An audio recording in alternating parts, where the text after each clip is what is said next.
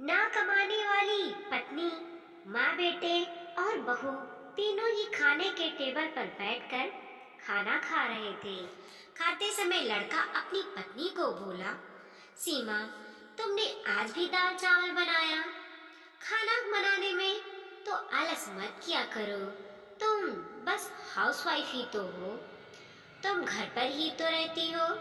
तुम्हें रसोई घर में कुछ अलग अलग खाना बनाना अच्छा नहीं लगता क्या?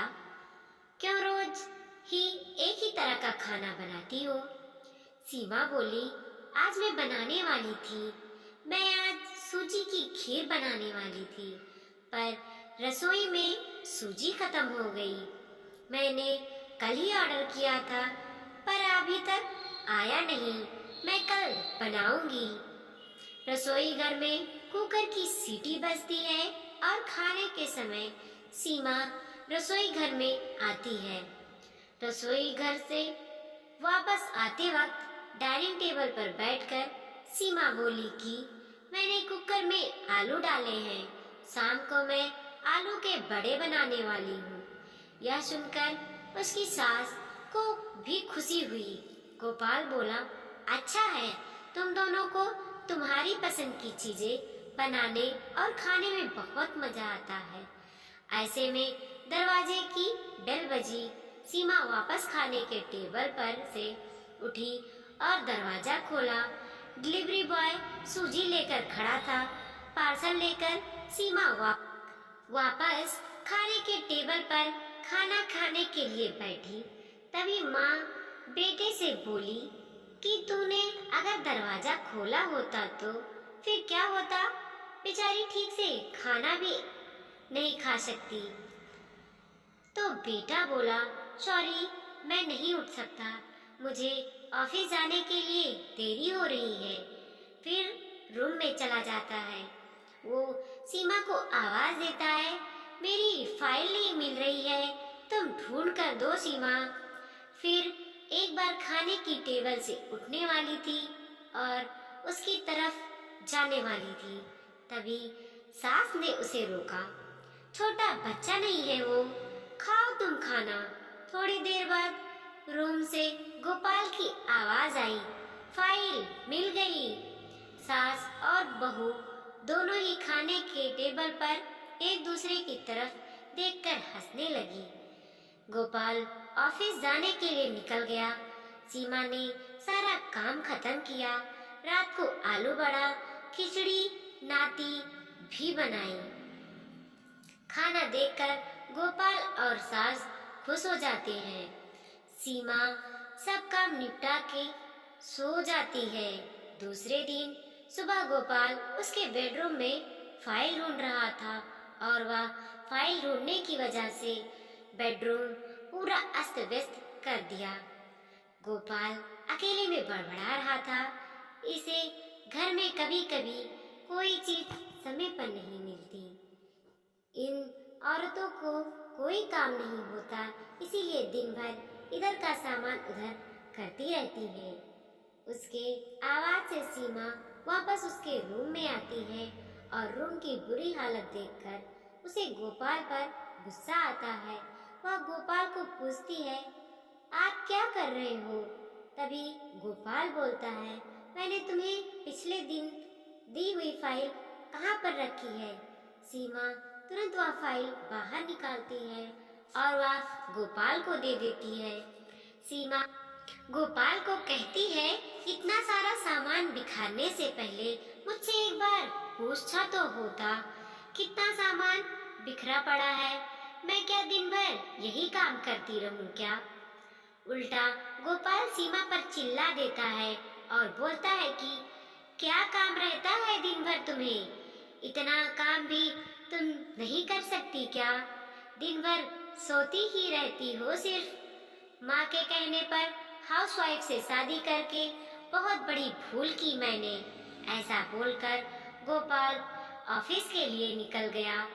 पति पत्नी का बोलना माँ के कानों में पड़ता है, पर गोपाल को पता नहीं था। माँ सीमा के पास जाती है, तभी सीमा रो रही होती है। कोई भी गलती नहीं होते हुए भी गोपाल उस पर चिल्लाया। या उनको पता था सीमा से वह बहुत प्यार करता है, सीमा भी उससे बहुत प्यार करती है। सास ने सीमा को शांत किया।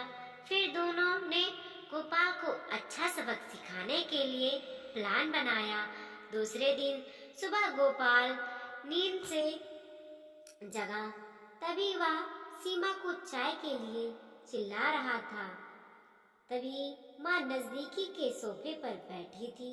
वह बोलती है, सीमा घर पर नहीं है, वह किसी काम के लिए अपने मायके गई है। गोपाल फोन निकालता है और सीमा को फोन करने लगता है। तभी माँ उससे रोकते हुए और बोलती है कि फोन मत करो, वह मायके ही तो गई है, 2-3 दिन में आ जाएगी। गोपाल फोन रख देता है और माँ को बोलता है कि माँ चाय। तभी माँ बोलती है, हाँ 2 कप बनाना, मैं भी पीऊंगी।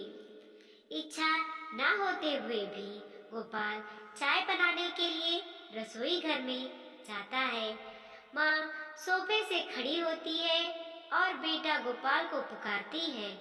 वो सोचने लगता है कि माँ उसे रोकेंगी और खुद चाय बनाएंगी, पर माँ बोलती है, मेरी चाय में शक्कर कम डालना। गोपाल चाय बनाता है और चाय लेकर आता है। माँ और बेटा दोनों ही चाय पीते हैं।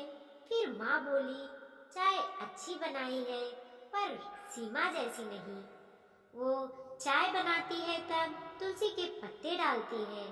उसे चाय की बात तो अलग ही होती है बेटा। कोई बात नहीं, अगली बार तुम चाय बनाओगे तब ध्यान में रखना। गोपाल उसकी माँ को देखता ही रह जाता है। थोड़ी देर बाद गोपाल उसकी माँ को बोलता है, माँ आज मैं मटर पनीर खाना चाहता हूँ। माँ फिर से गोपाल की तरफ देखकर बोली, अरे वाह, आज मेरा बेटा मटर पनीर बनाएगा और मुझे खाने के लिए देगा। अच्छा हुआ, बहुत दिनों से मटर पनीर खाने की इच्छा हो रही थी। तभी गोपाल बोला, अरे माँ, मटर पनीर आपको बनाने के लिए कहने वाला था। तभी उसे माँ बोली, नहीं बेटा, मेरे घुटना बहुत दुखता है, मैं इतनी देर रसोई घर में खड़ी नहीं रह सकती। तभी गोपाल उसका फोन निकालता है और रेस्टोरेंट से ऑर्डर देने लगता है। तभी माँ उसे रोकती है और बोलती है, मुझे वह होटल का खाना नहीं पचता, मुझे गैस हो जाता है और तुम मुझे बाहर का खाना खिलाने वाले हो क्या? शायद माँ से प्यार नहीं करते हो तुम गोपाल। तभी गोपाल खाना बनाने के लिए रसोई घर में जाता है। 1 घंटा बाद खाना तैयार होता है। 2 थाली में खाना लेकर गोपाल उसकी माँ के पास आता है। गोपाल ने दाल चावल बनाया है। यह माँ देखती है। गोपाल को बोली, अरे बेटा, तुम मटर पनीर बनाने वाले थे ना? गोपाल बोला कि माँ, यह आसान है बनाने के लिए। तभी माँ बोलती है, सीमा होती तो आज उसने मटर पनीर बनाकर मुझे खिला दिया होता। पर जाने दो, तुम्हारे हाथों का खाना बना हुआ कहाँ मैं रोज खाती हूँ। ऐसा बोलकर खाना खाने के टेबल पर आकर बैठती हैं। चल दोनों साथ में खाना खाते हैं। गोपाल ने पहला निवाला मुंह में डाला ही था, तब माँ उसे बोली, अरे बेटा, दाल में नमक कम है, जा और नमक लेकर आ। वो खाते खाते उठता है और रसोई घर से नमक लेकर आता है और माँ को देता है। फिर वो पानी माँ को दे देता है। इस सब में गोपाल के चेहरे पर गुस्सा स्पष्ट रूप से दिख रहा था। गोपाल को आप समझ आ रहा था कि वह सीमा के साथ जिस प्रकार का बर्ताव कर रहा था उसे कितना बुरा लगता होगा। वो ये सब खुशी से करती थी। उसके चेहरे पर कभी भी कोई सिकन नहीं दिखी। वह सोचते सोचते खाना खा रहा था। माँ यहीं पर नहीं मानी। खाना होने के बाद माँ गोपाल को बर्तन धोने के लिए कहती है और माँ उसके रूम में आराम करने चली जाती है। माँ उसे परेशान करने का कोई मौका नहीं छोड़ती। वो गोपाल को बुलाकर चादर उड़ाने के लिए कहती हैं। उसके बाद गोपाल रूम से बाहर जाता है तो माँ उसे रोकती हैं और एसी का टेम्परेचर कम करने को कहती हैं। अब इन सब कामों की वजह से वह चिड़चिड़ करने लगता है, लेकिन कुछ भी नहीं बोल पाता। दूसरे दिन सुबह जल्दी उठ जाता है। उसे ऑफिस जाना होता है, इसीलिए वह जल्दी सब्जी काटता है, पर उसका ध्यान सब्जी की तरफ नहीं होता। वह सीमा का विचार कर रहा होता है। वो सोच रहा होता है, हाउसवाइफ का काम आसान होता है, ऐसा मुझे लगता था, पर सच में वैसा नहीं है। मैं कितना गलत बर्ताव करता था सीमा के साथ। मन ही मन पछता रहा होता है। तभी सब्जी काटते समय अपनी उंगली काट लेता है।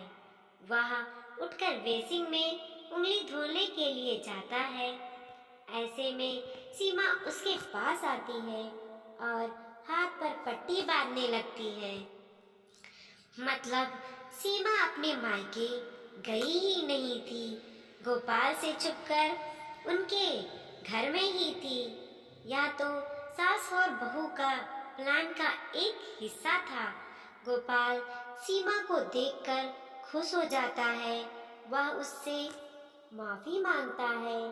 वह सीमा को बोलता है कि घर का काम करना बहुत आसान होता है।